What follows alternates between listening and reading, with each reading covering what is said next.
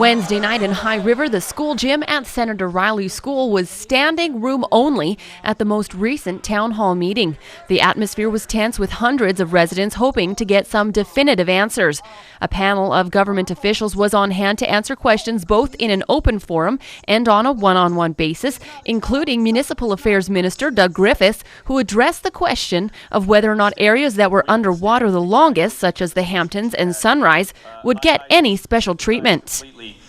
We're not awarding any special money or privileges because your home was underwater longer, though. We're assessing the damage and awarding what we can to help you rebuild based on that. Because it doesn't matter whether your home was underwater for 24 hours because the river came by and washed it out, or it was underwater for 3 weeks. Ma'am, I shouldn't...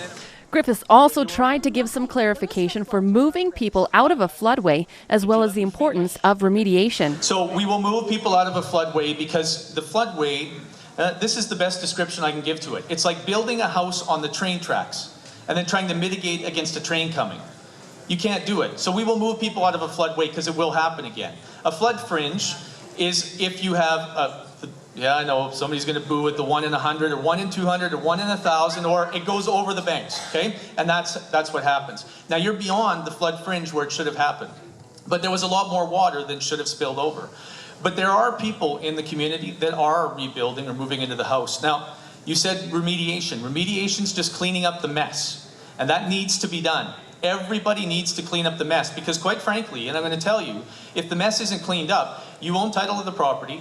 And if there are kids running around the neighborhood or other adults, or some stranger walks into the house and falls through the floor or does something dangerous, you're going to regret you didn't do the mediation. We need to clean up the mess. The second is then evaluating, does it get repaired or does it get rebuilt? If it gets repaired, I understand your concern.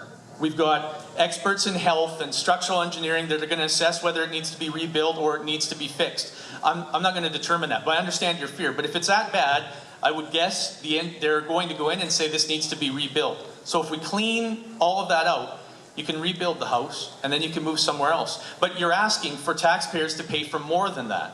And our policy is that if you're in the floodway, we don't want taxpayers to be on the hook again. But you're in a place where it's not even in the flood fringe. It was such a rare event, and maybe it will happen again. Maybe wherever you decide to move to thinking it's safe, we get a 1 in 4,000 event and it floods there too.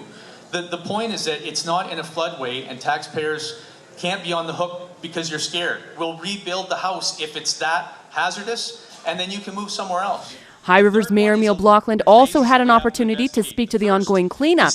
But let me tell you first of all that the town of High River is committed to cleaning up the town wherever it is. For you, it was taking up topsoil. For us, it was cleaning up dirty silt and mud. So I think there's a point of view here where you have to say, are we cleaning up the town or are we doing what you said? I'm going to put in favor that we're trying to keep the town clean. We've got parks where your kids are going to want to scramble around and play in, and we want to make sure that they're safe and healthy. John Conrad, Executive Director of Provincial Operations for AEMA, touched on insurance versus DRP coverage in hopes of alleviating some of the confusion and misconceptions surrounding the issue. DRP does not cover insurable loss because it's not just for us here right now, it's for your kids and your grandkids. We have to protect it and make it affordable for Alberta. We need to hold insurance companies to task to pay what's theirs, and we pay what is ours for your program, right? So, the way we are breaking it up with the insurance industry, the water in your home that entered your basement, up to the 6-foot mark, sewer backup, insurance coverage for all your losses 6 feet and under.